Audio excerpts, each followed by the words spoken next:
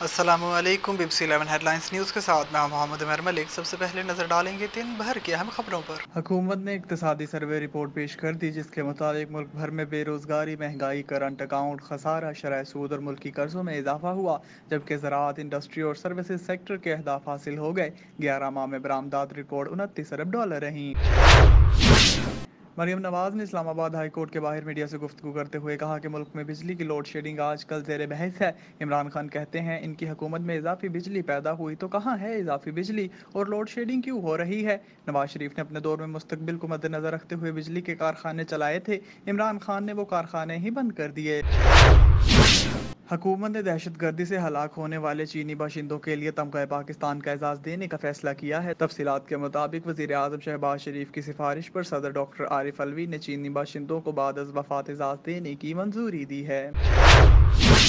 رکن قومی assembly doctor Aamir Liaquat حسین طبیعت خراب ہونے کے سبب انتقال کر گئے۔ اطلاعات کے مطابق عامر لیاقت حسین کے کمرے کا دروازہ بند تھا جسے گھر کے ملازمین کافی دیر سے کھٹکھٹا رہے تھے۔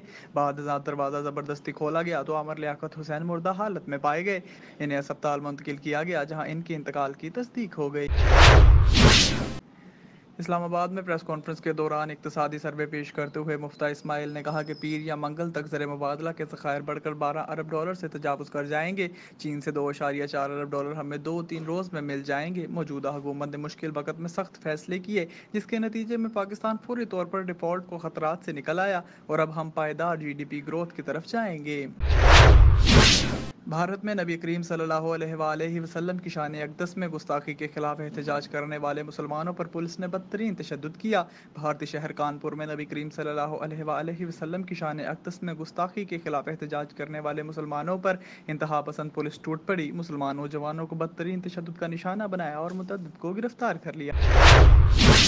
قومی کرکٹ ٹیم کے فاسٹ بولر محمد حسنین کو دوبارہ بولنگ کی اجازت مل گئی۔ تفصیلات کے مطابق انٹرنیشنل کرکٹ کونسل ICC کے قوانین کے مطابق بولنگ ایکشن ٹیسٹ میں ان کے بازو کا خم 15 ڈگری سے کم رپورٹ ہوا، جبکہ کرکٹ آسٹریلیا کے ماہرین نے رپورٹ کا جائزہ لینے کے بعد قانونی بولنگ ایکشن کی تصدیق کی۔